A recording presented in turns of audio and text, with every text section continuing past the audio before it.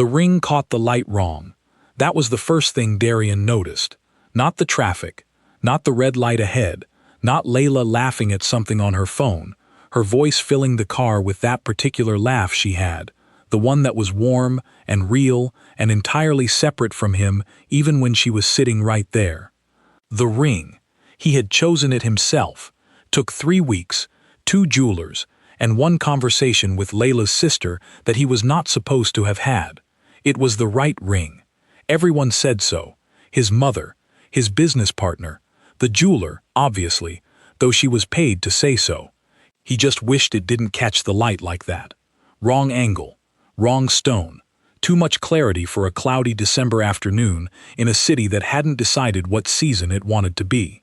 He corrected the thought the way he corrected everything, efficiently, without making a production of it. He had a habit of identifying a flawed thought, closing the door on it, and moving forward. It was what made him good at his job. It was, if he was honest, also what had made him terrible at certain other things, but he tried not to think about that either. Layla's laugh softened into a smile. She typed something, kept scrolling. He drove. He drove the way he ran everything, both hands on the wheel, eyes forward, no improvisation, no detours, no music, because music invited the kind of thinking he didn't have time for on a Thursday afternoon when there were 3 contracts sitting on his desk and a dinner reservation at 8. He was an organized man. That was not arrogance. It was simply true. He had organized his way out of a childhood that could have destroyed him, into a business that made people take his calls on the first ring, into an apartment on the 17th floor, with windows that looked out over a city that used to make him feel small. He was organized. He was engaged. He was on his way to drop Layla at her mother's for the evening and then go back to his office and close the contracts. The light turned red at Caldwell and Fifth. He stopped. His eyes did what eyes do in cities, the automatic scanning thing, face to face to face to face, the unconscious pattern recognition that urban living teaches you whether you want to learn it or not. And then they stopped. A woman was crossing the street. She was holding 2 children by the hand. He did not blink. His foot did not move. His chest did something that had no name in any language he spoke fluently. Roya. 5 years. 5 years, and he still knew her from a distance, the way you know the sound of a crack before the thing breaks. She was wearing a coat the color of old pine needles. Her hair was shorter now, not dramatically, just enough that he noticed, just enough to know that time had passed for her, the same way it had passed for everyone, which was to say without asking him first. She was not looking up. She was focused entirely on the sidewalk ahead and the 2 children beside her. She moved the way she had always moved, not gracefully exactly, but with a kind of purposeful economy, like someone who had learned that the shortest line between 2 points is the line you actually walk, and not the one you spend time planning. The children were walking on either side of her. He looked at the children. He could not have told anyone exactly what happened in the next 3 seconds, only that something in his chest moved in a direction that chests are not supposed to move, something seismic and structural and deeply inconvenient. The children were small, 4, maybe 5. A boy and a girl, he thought, though at this distance in these coats it was a guess. They were identical in the way that only twins are, the same forward lean into the cold air, like they were both walking into a headwind that only they could feel. The same jaw. He had seen that jaw in a mirror for 31 years. Don't, he told himself. He did the math anyway. 5 years ago, Roya had left. Not explosively. That was the thing he had never fully known what to do with. She hadn't screamed or thrown things or made it the kind of ending that at least gave you something to be angry about. She had sat across the table from him in his kitchen, his very organized kitchen, where everything had a place, and she had said, "I don't think you actually want me. I think you want a version of your life that happens to include me." And then she had left. He had spent considerable time being certain she was wrong. He had spent less time considering the possibility that she was right, and then 5 years had gone by, which was what 5 years did regardless of your feelings about it. And he had met Layla at a conference in Dubai, and Layla was warm and direct, and did not make him feel like he was being diagnosed every time she spoke, and he had thought, yes, This. This is what it's supposed to feel like. He had proposed 6 months ago. She had said yes. He was, by any reasonable measure, a man who had moved on. The boy on Roya's left turned his face into the wind, and even at this distance, even through a car window, even with 5 years and a continent of deliberate forgetting between them. Don't. The light turned green. He did not move. Someone behind him honked. He did not move. Darian? Layla's voice. Close. Real. He could smell her perfume, the warm cedar one she wore in winter. He could not look at her. The light's green, babe. He pulled into the loading zone on Caldwell. It was illegal. There was a sign that made this clear in 2 languages. He did not particularly care about either of them. What are you? He got out of the car. The cold arrived like a sentence, sharp and declarative, and absolutely certain of itself. He was on the sidewalk before he had a plan. His legs had produced a decision without consulting him, which was not typical behavior from legs that usually understood their role in the organizational structure. He noted this as a governance failure. He filed it and kept walking. Roya saw him from 12 feet away. She stopped mid-stride. The twins kept walking for 2 steps, forward, oblivious, completely disinterested in the emotional catastrophe occurring 6 inches above their heads, until her grip tightened and they stopped too. They looked up at her face to check what kind of situation this was. He watched her look at him. He watched her do whatever internal calculation a person does when someone who used to know every room in them appears on a sidewalk they were not expecting to share. He watched her come out the other side of it into something that was not warmth and was not coldness and was, if he was being precise about it, a kind of settled neutrality. The expression of someone who had been surprised, had processed the surprise, and was now simply present. Darian, she said. 1 word. She had always been extraordinary at that, fitting an entire weather system into a single syllable. Roya. The boy was looking at him.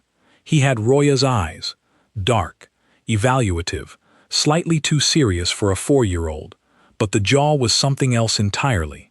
The girl had bent down to inspect something on the pavement. A pigeon. She was studying it with the focused moral intensity of someone conducting a very important assessment. "These are yours," he said. He had not meant to say it. It arrived from somewhere below speech, from the same place the math had come from, unannounced and uninvited and entirely too direct for a sidewalk in December.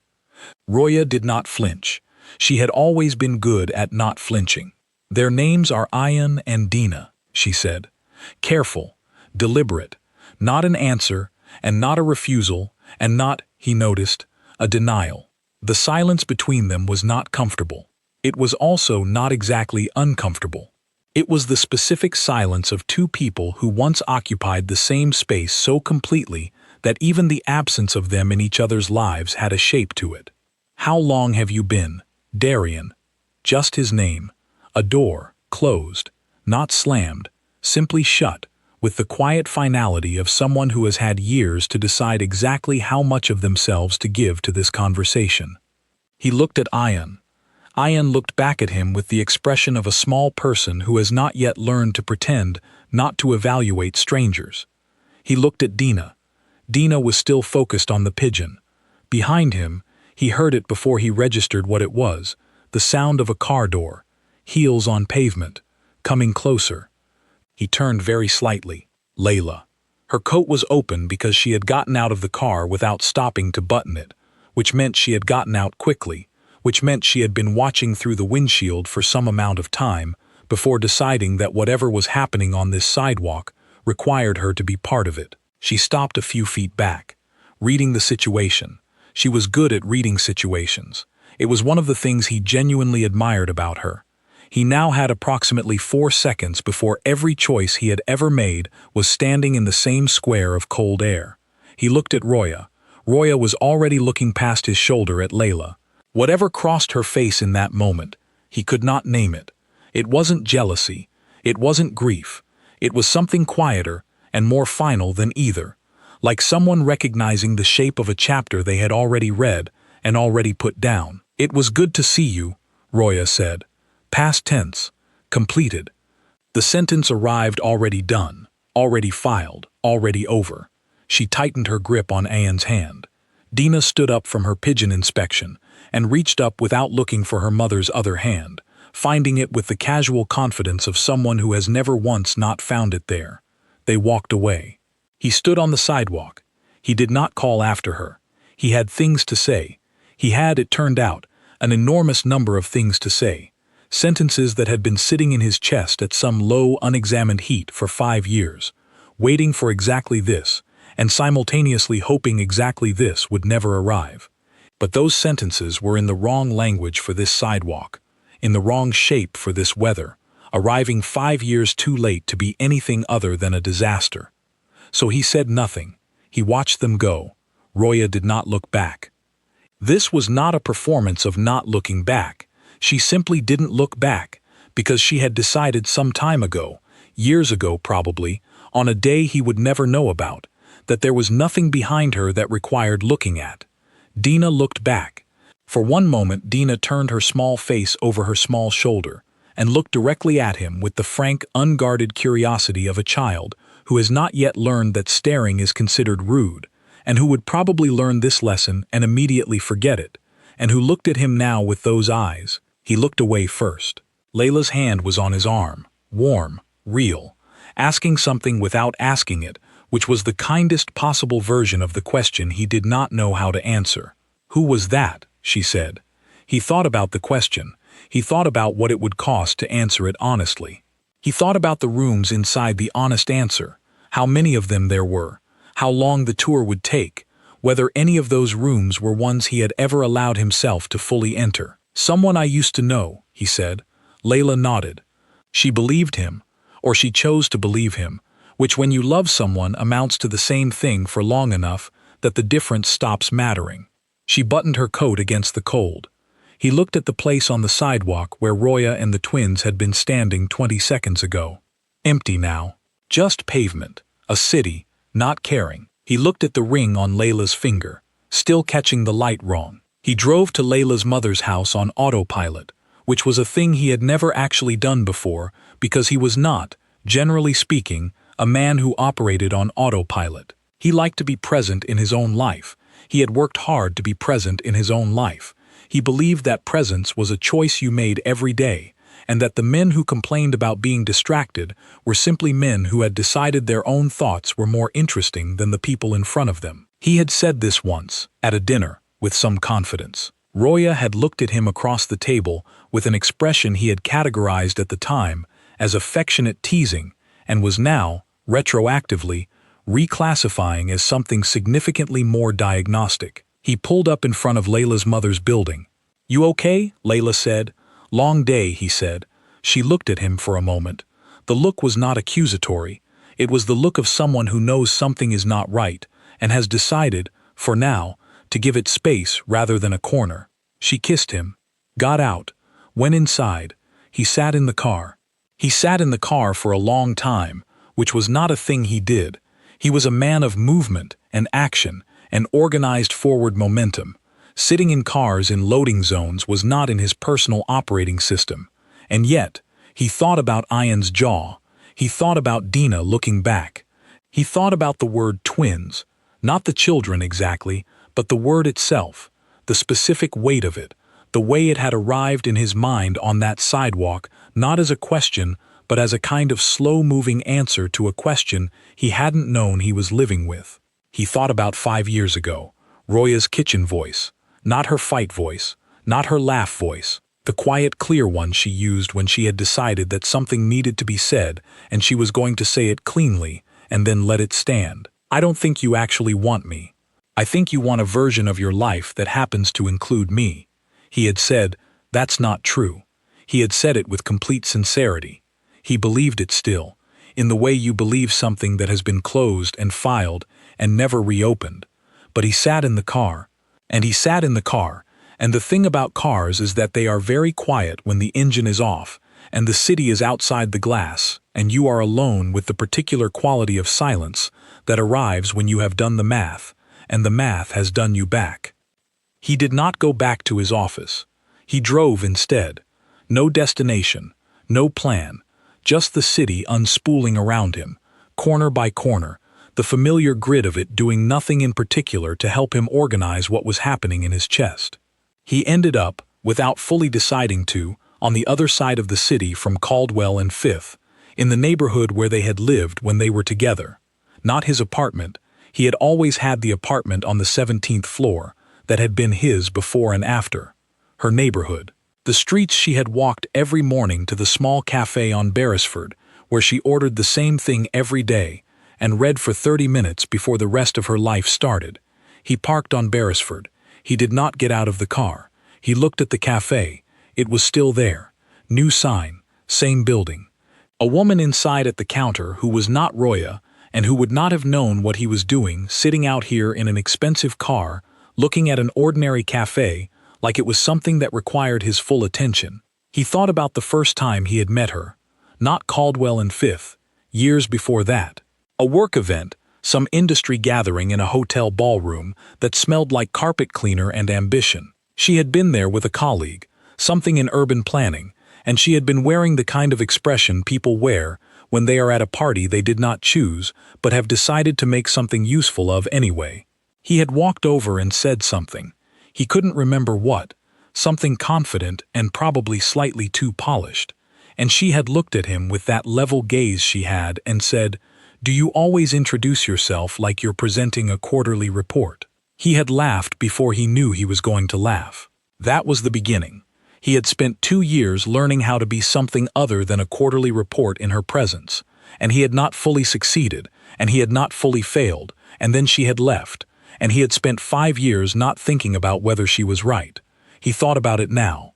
He thought about it sitting on Beresford Street outside a cafe she probably still went to, because Roya was the kind of person who found the thing she liked and returned to it without apology, which was one of the things about her that had made him feel both steadied and, if he was honest, slightly unsettled, because he was a man who liked to optimize, and she was a person who had already decided what was worth keeping. He thought about the children, Ian and Dina. He said their names quietly in the car, which was a strange thing to do, but the car was quiet and no one was watching. He was not certain of anything. He was certain of very little. He was a man who prided himself on dealing in certainties, contracts, numbers, outcomes, plans, and right now the only thing he was certain of was that he had looked at 2 children on a sidewalk and felt something that had no comfortable home in his current organizational structure. The question of whether they were his, he could not ask it. He had forfeited the right to ask it somewhere between "that's not true" and 5 years of not asking. He had forfeited the right to ask it the moment she walked away on that sidewalk, and he had let her. He sat with that. It was not comfortable to sit with. His phone rang at 6:30. "Layla," he answered. "Staying for dinner," she said. "Mama's made her lamb. You should come." "I've got the contracts," he said. A pause. "You didn't go back to the office," she said. Not a question. She had a sense for these things. Not psychic, just attentive in the way that people who pay attention to people become attentive. She had probably known from the moment he dropped her off that the office was not where he was going. "I drove," he said. Another pause. The kind that holds something without spilling it. "Okay," she said. "Don't forget to eat something." He said he would. He said it the way you say things when what you mean is, "I am trying to be a man who deserves the straightforwardness of this conversation, and I am not entirely succeeding, and I know that, and I'm sorry, and I cannot explain it right now." She said goodnight. He sat in the car until the cafe closed. That night he did not sleep well, which was not something he was accustomed to acknowledging even to himself. He lay on his back in his apartment on the 17th floor, with the lights of the city spread out below the window, and his phone face down on the nightstand, and his mind doing the thing he had specifically told it not to do. Ian, Dina, the jaw. He had a brother, younger by 4 years. His brother had a daughter who was 3 now, a small fierce person named after their grandmother, who had that jaw too, the family jaw, the particular angle of it that showed up in photographs going back 3 generations on his father's side. A stubborn geometric fact that none of them had chosen and all of them carried. He pressed his hand over his eyes. He was not going to call Roya. He did not have her number. He had deleted it 5 years ago in a moment that had felt, at the time, like a sensible and healthy piece of self-organization. It had not occurred to him, because he had been working very hard to make sure things did not occur to him, that it was also a permanent door, and that permanent doors are fine until you find yourself standing on the wrong side of one. He thought about her face on the sidewalk. It was good to see you. Past tense. Already done. Already a sentence that had ended before it was finished. He thought about the coat the color of old pine needles. He thought about her hand tightening on irons. He thought about Dina turning to look back. Just once, with those. He stopped thinking. He looked at the ceiling. The ceiling offered nothing. Ceilings rarely do. 3 days passed. He went to the office. He closed the contracts. He called his mother on Sunday and said he was fine, and she said good, and asked about Layla, and he said Layla was fine too, and his mother said she was looking forward to the engagement dinner next month, and he said yes, looking forward to it. He ran the same 6-kilometer route he always ran on Tuesday mornings, which took him nowhere near Caldwell and Fifth, and absolutely did not take him anywhere near Beresford Street. He was very busy. On Wednesday, Layla came over for dinner.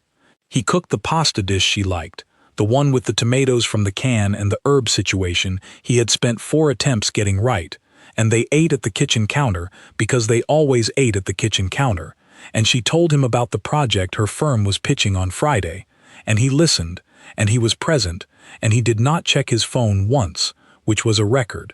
After dinner she said, "You've been somewhere else this week." He looked at his pasta bowl. "I know," he said. "Do you want to tell me where?" The question was not aggressive. It was not wounded.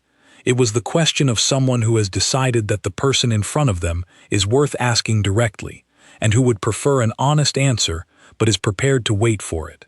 He thought about what an honest answer looked like. He thought about the twins, about the math, about the question he was not allowed to ask, and the door he had permanently closed, and the ring that caught the light wrong. "Not yet," he said. Layla looked at him for a long moment. "Okay," she said. One word. She had learned that from no one. It was entirely hers, that particular brand of stillness, the choice to hold space rather than fill it. He had admired it in her from the beginning, and he admired it now, and it made him feel worse in the specific way that being treated well by someone you are currently failing tends to do. She stayed for another hour. They watched something on television, something he could not have described 10 minutes after it ended. She kissed him at the door. "For what it's worth," she said, with her hand on the doorframe, not quite leaving yet, "you don't have to have it figured out before you talk about it." He nodded. She left. He stood at the door for a moment. Then he went to the window and looked out at the city. On Thursday, exactly 1 week after the crossing at Caldwell and Fifth, he called his brother. His brother answered on the second ring, which was unusual because his brother had 3 children, and a dog, and a job, and answered most calls with the energy of a man holding several things that might fall. "What's wrong?" his brother said immediately. "Nothing's wrong. You don't call on Thursdays." "I can call on Thursdays." "You haven't called on a Thursday in—" His brother paused. There was the sound of a door closing, a room becoming quieter. What happened? He sat on the kitchen counter, which was also not something he did. He told his brother, not everything, not the math, not the jaw, not the specific geometry of what he had felt standing on that sidewalk. But he said Roya's name for the first time in 5 years, inside a real sentence in a real conversation, and he said, "She had twins," and he said, "I saw them on the street last week," and then he stopped talking and listened to his brother breathe. "Okay," his brother said. "Okay," Darian said. "How old?" 4, maybe 5. Another silence. "Did you talk to her?" "For about 40 seconds. That's—" His brother stopped, reconsidered. "What did she say?" "She said their names, and then she said it was good to see me." "And?" "And she left. She just left. She just left." His brother was quiet for a long time, which meant he was thinking something he was trying to decide whether to say. His brother was 4 years younger, and had never quite developed the same instinct for keeping things inside that Darian had spent a lifetime cultivating, but he tried, occasionally, out of respect. "Do you think they're—" his brother started. I don't know, Darian said, but you're thinking. I'm trying not to, but you are. Yes. His brother let out a long breath that was not quite a sigh and not quite laughter, but something in between. The sound of a man who loves his brother and can see very clearly a thing his brother is not yet able to say. What do you want to do? His brother said. This was the question. This was the exact shape of the thing that had been sitting in the middle of Darian's chest for 7 days now. Not the facts of it, not the math, not even the twins themselves, but this. What did he want to do? The answer to which required knowing what he wanted, which required being honest about what he felt, which required walking into rooms he had kept very carefully closed for a very long time. I don't know, he said.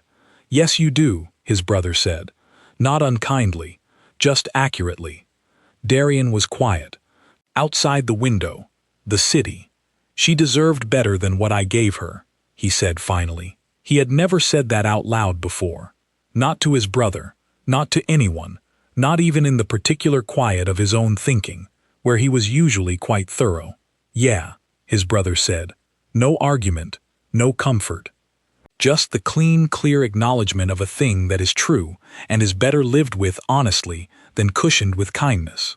She built a whole life, Darian said. She did, and I showed up on her sidewalk. You did, and she still said. He stopped. What? She said it was good to see you, like she meant it. Not warm, but not cruel either, like she had enough of herself that she could just say a true thing and walk away. His brother said nothing. She was always like that, Darian said. I know, his brother said. I wasn't. No, his brother said. You weren't. The city was very bright outside the window. The 17th floor. The view he had worked for, the life he had organized, the ring on Layla's finger downstairs somewhere in a city he shared with a woman who deserved someone fully present in his own life. I have to talk to Layla, he said. Yes, his brother said, and I don't know if I can find Roya. You know where her cafe is, his brother said. Darian went very still. I told you about the cafe and... You talked about it for 6 months, Darian, in the kind of detail that a person only uses when they want someone to understand how much a thing matters to them. Yes, I know about the cafe. He sat with that. His brother was quiet on the other end. She might not want to see me again, Darian said. She might not, his brother agreed. And if she doesn't, then she doesn't, and you respect that, and you figure out how to live with it. And if she does, his brother exhaled, then you go in, and you leave the quarterly report in the car. He did not go on Friday. He told himself it was because he needed time to think, which was partly true. He needed to think about Layla, first and before anything else, because Layla was real and present and had done nothing wrong, and had given him more patience this week than he had given himself. He called her on Friday night. He did not do it from the window. He sat on the couch he almost never sat on because he was always at his desk, or in transit, or in a meeting. And he called her, and when she answered he said, "Can I come over?" She said yes. He went. He sat across from her in her kitchen, which was nothing like his kitchen, full of things that didn't match but somehow did. Postcards on the refrigerator, a plant that was probably called something very specific that she could name and he couldn't, a mug from some city she'd visited before they met. And he told her. He told her about Roya, about 5 years ago and the kitchen table, and I don't think you actually want me. He told her about the crosswalk. He told her about the twins. He told her about the math, the jaw, the 7 days of sitting in rooms he had told himself he'd locked. He told her all of it. Layla listened. She was very good at listening. She did not interrupt. She did not cry, though her eyes did something around the edges that he noticed and did not look away from. She held her mug with both hands, and she listened to the whole thing. When he was done, she was quiet for a moment. "Do you still love her?" Layla said. It was a direct question. She was a direct person. He had always appreciated this about her, and he appreciated it now, even though it required him to be equally direct, which was harder than it looked. "I don't know," he said. "I think I love who she was, and I think I didn't know what to do with that when I had it. And I think seeing her made you realize what you did with it," Layla said. "Yes." Another silence. She set down her mug. "And us?" she said. He looked at her. He looked at her for a long time, at this person who had been good to him, and real with him, and present in every way he had been failing to be present in return. "I think," he said carefully, "that I came to you already incomplete, and that I've been asking you to not notice." Layla looked at the table. Then she looked at him. "I noticed," she said. He nodded. "I was hoping it would go away," he said. "That's not a plan," she said, "but not cruel, just accurate, the way she was accurate about things." "No," he agreed. She stood up, went to the kitchen counter, stood with her back to him for a moment. "I need you to go," she said. "Tonight. Not forever. Just tonight. Okay. And I need you to figure out what you actually want, not what you've organized yourself into wanting, what you actually want." "I know," he said. "And Darian." She turned around. Her face was composed in the particular way that people compose themselves when they are refusing to fall apart in front of someone, which is its own kind of courage. "If you go find her, and I'm not saying you should or shouldn't, but if you do, you don't get to go in carrying anything unfinished from here. You go in clean, whatever that means." He stood up. "She might not want to see me," he said. "Then you'll know," she said. "And that's not nothing." He left. He drove home through the city. He did not look at the ring on his own hand, the one that matched hers, the one that caught the same wrong light from the other side. On Saturday morning, he went to Beresford Street. He parked in the same spot as before, not planned, just the first available space, and the city had arranged it the same way. Same cafe, new morning light, colder than last week. He sat in the car for 8 minutes. Then he got out. He went inside. The cafe was the kind of place that had been there long enough that it had stopped trying to be anything other than what it was.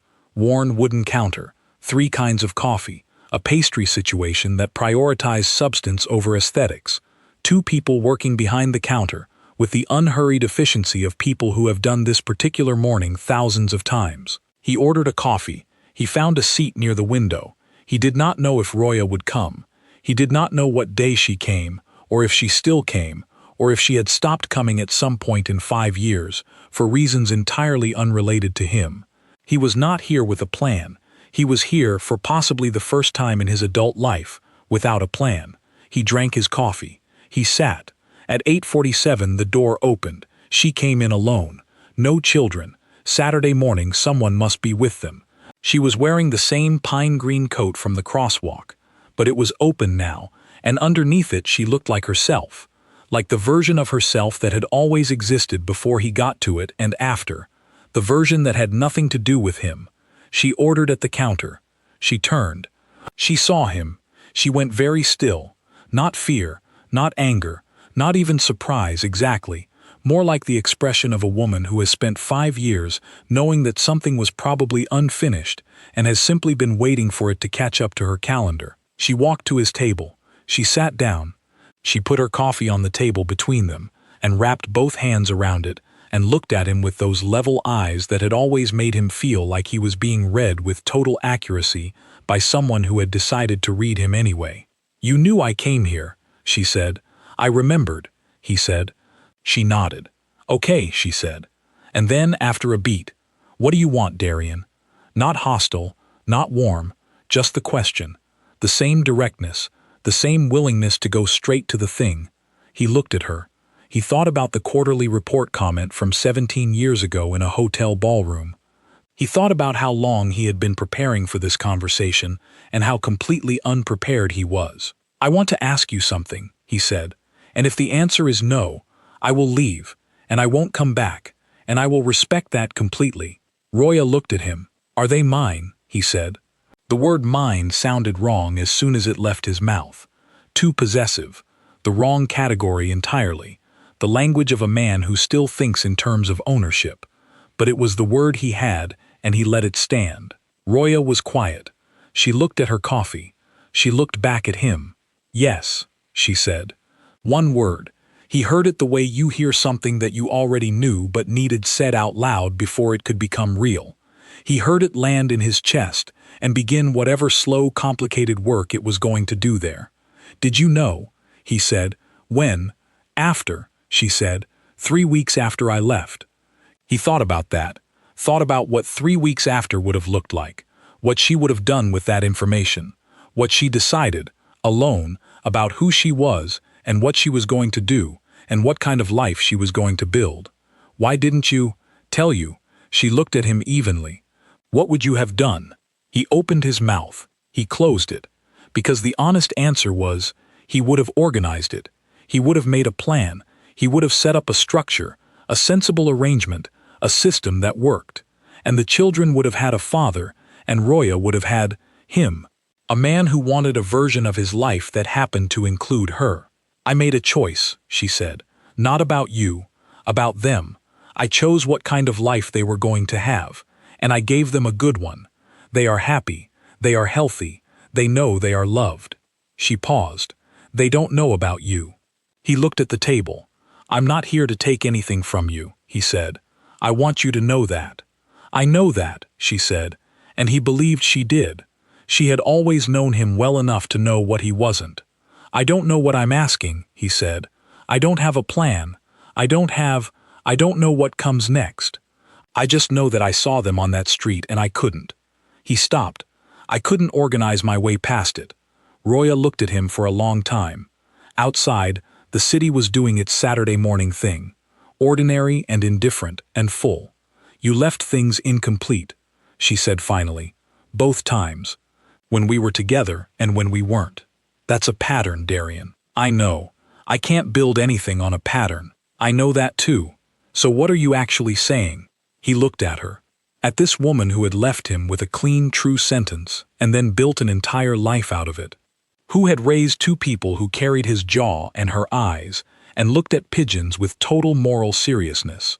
Who had sat down at this table in a pine green coat and asked him directly what he wanted, because she had always believed that was the first question and everything else came after. I'm saying I'm sorry, he said. For what I gave you and for what I didn't. For taking a long time to understand the difference. She was quiet. And I'm saying, he continued, that if there is ever a version of this where you feel okay with me knowing them, not owning them, not managing them, just knowing them, I would like that. When you decide it's right, if you ever do. Roya looked at her coffee. She looked at the window. She looked at him. I need to think about it, she said. Take whatever time you need, he said. And you can't be incomplete when that happens, she said. Whatever you have going on in your life, figure it out first. I am not a chapter in the middle of someone else's story. No, he said. You never were, she nodded. She picked up her coffee. She did not say see you soon. She did not say goodbye. She looked at him one more time, reading him, the way she always had, with that particular clear-eyed accuracy of someone who has stopped pretending they don't see what they see, and then she went back to whatever she had been doing before he walked in. He sat for a while. He finished his coffee. He left the cafe and stood on Beresford Street in the cold. He did not feel organized. He did not feel resolved. He felt like a man standing on a sidewalk in December, who had finally told the truth about several things for the first time in a long time, and who had a significant amount of work ahead of him, and who had no idea exactly how it would turn out. He put his hands in his pockets. The city was very bright. Down the block, a small girl was looking at a pigeon with total, focused, admirable seriousness. Not Dina, just a child, a random child, but he looked at her anyway. And he thought about what it meant to look at something and actually see it, instead of organizing it into a place where it doesn't interrupt the plan. He started walking. He had things to do. He thought, for the first time in a long time, some idea of what kind of man he was trying to become. It was late to start. It was not, yet, too late. Later that morning, Ayan asked Roya if the sad man from the street was coming back. She thought about it for a moment. The real kind of thinking, not the automatic dismissal she'd been practicing for 5 years. I don't know yet, she said. Was he nice? Dina asked, without looking up from her drawing. He was trying to be, Roya said. Dina considered this. That's something, she said, and went back to her drawing. Roya looked out the kitchen window. Yeah, she said quietly. That's something.